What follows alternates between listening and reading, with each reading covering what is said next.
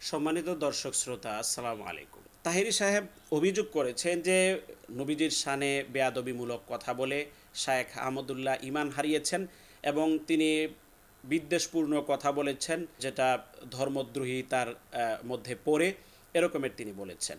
আমরা আজকে তাহিরি সাহেবের জীবনী থেকে বা তার কথাবার্তা থেকে এর চেয়ে আরও বড় অন্যায় এবং রসুলের প্রতি বিদ্বেষপূর্ণ কথা তাহিরি সাহেব নিজেই বলেছেন, সে কথাটি আমরা আজকে বিশ্লেষণ করব। এটা তো সবাই জেনেছেন হয়তোবা, যে এর আগে তাহিরি সাহেব এক জায়গায় বলেছিলেন যে আল্লাহর ধন রসুল রে দিয়া গেলেন আল্লাহ গায়েব হইয়া, রসুলের ধন খাজা পাইয়া শুয়ে আছেন আজমিরে, খাজারে তোর দরবারে কেউ ফিরে না খালি হাতে। মানে আল্লাহর ধন রসুলকে দিয়ে ফেললেন আপনি। কোরআন হাদিসে তো এর কোনো প্রমাণ নাই, বরং এর বিপরীত কথা আছে। যাক, আমরা সেই বিস্তারিত কথায় গেলাম না। আজকে যে বিষয়টি ফোকাস করতে চাই সেটি হচ্ছে যে আল্লাহর ধন রসুলকে দিলেন, এতে করে আপনি ঈমান হারা হলেন, যাক সেটা ভিন্ন কথা, কিন্তু রসুলের ধন আপনি কিভাবে খাজাকে দেন?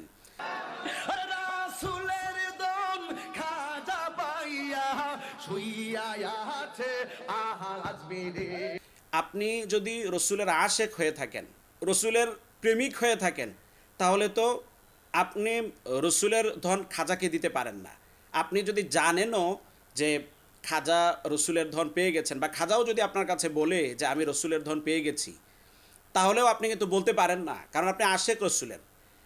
রসুলের ধন খাজা নিয়ে গেছে, রসুল শূন্য হয়ে গেলেন, এটা রসুলের একটি ত্রুটি, এটা রসুলের একটি অপূর্ণতা। একজন আশেক কখনোই তার মাশুকের ত্রুটি মানুষের সামনে প্রকাশ করতে পারে না, জানলেও প্রকাশ করতে পারে না। এটা যদি আপনি জানেনও যে রসুল তার ধন দিয়ে ফেলেছেন খাজাকে, বা খাজা যে কোনোভাবে নিয়ে নিয়েছেন, বা আপনি দেখেছেন নিতে, আপনি জেনেছেন যে কোনোভাবে, এরপর আপনার বলার কথা নয়, কারণ রসুলের আশেক। কথা বলার মাধ্যমে আপনি রসুলকে ছোট করলেন, রসুলকে শূন্য হস্ত করে দিলেন মানুষের সামনে। মানুষ জানতো না রসুল যে শূন্য হয়ে গেছে খাজাকে দিয়ে, আপনি প্রচার করলেন যে রসুল শূন্য হয়ে গেছে, খাজা সব নিয়ে গেছে, খাজারে তোর দরবারে কেউ ফিরে না খালি হাতে। মানে আল্লাহর কাছেও কিছু নাই, রসুলের কাছেও কিছু নাই, যা আছে সব খাজার কাছে।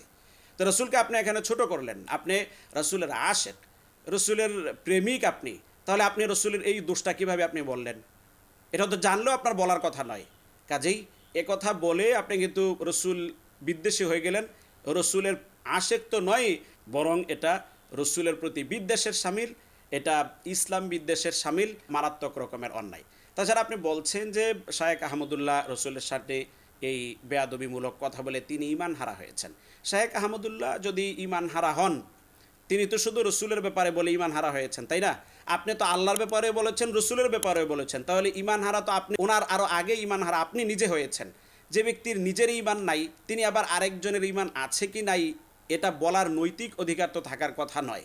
কাজেই আপনি ঈমান হারা হয়েছেন। শায়েখ আহমদুল্লাহ যদি রসুলের প্রতি বিদ্বেষ পোষণ করার কারণে আপনি এই বিষয়টি নিয়ে আদালত পর্যন্ত যেতে পারেন, আইনানুগ ব্যবস্থা নেওয়ার হুমকি আপনি দিচ্ছেন, তাহলে আপনার এই অপরাধের কারণে, আল্লাহ এবং তার রসুলের বিরুদ্ধে আপনার এই বিশুদ্গারের কারণে, আল্লাহ এবং তার রসুলের বিরুদ্ধে মানুষের সামনে এই ত্রুটি, এই অপূর্ণতা প্রকাশের অপরাধে ইসলাম বিদ্বেষের শামিল হয়ে আপনিও কিন্তু আইনানুগ ব্যবস্থা যে কেউ আপনার বিরুদ্ধে কিন্তু নিতে পারে। আমি বলছি না যে কেউ নিক, এই পাগলামি মোটেও উচিত নয়। এবার আপনি বসুন, আপনি আবার নিজে বসুন। এতদিন তো আপনি মানুষকে বসিয়েছেন, এখন আপনি নিজে বসুন, আর দাঁড়াবেন না। আমরা জানি যে মাদকাসক্ত যারা, তারা প্রথমে কাপ দিয়ে অল্প অল্প করে মদ সেবন করে, গাঁজা অল্প করে সেবন করে, এরপরে বোতল ঢেলে দেয়। এভাবে করে যখন পরিমাণ বাড়াতে থাকে আস্তে আস্তে, কারণ প্রথমে যেটা দিয়ে সে উন্মাদনা তার মধ্যে তৈরি হয়েছিল, পরবর্তীতে এটা কাজ হয় না, ডোজ আস্তে আস্তে তারা বাড়ায়, এটা আমরা শুনেছি। এবং এক পর্যায়ে বাড়াতে বাড়াতে দেখা যায় যে বেশি গাঁজা সেবন করার কারণে বা বেশি মদ সেবন করার কারণে অনেকের কিন্তু মৃত্যু পর্যন্ত হয়। এই ভাইরাল হওয়ার, এটা কিন্তু মাদকাসক্তের চেয়েও আরও ভয়াবহ, মাদকাসক্তের চেয়েও আরও বড় পাগলামি, আরও বড় উন্মাদনা। ভাইরাল হওয়ার ধান্দা থেকে বেরিয়ে আসতে হবে। বহুত মানুষকে বসিয়েছেন, এবার নিজে বসুন। আল্লাহ তাআলা আমাদের সবাইকে সঠিক বুঝ দান করুন, আমিন।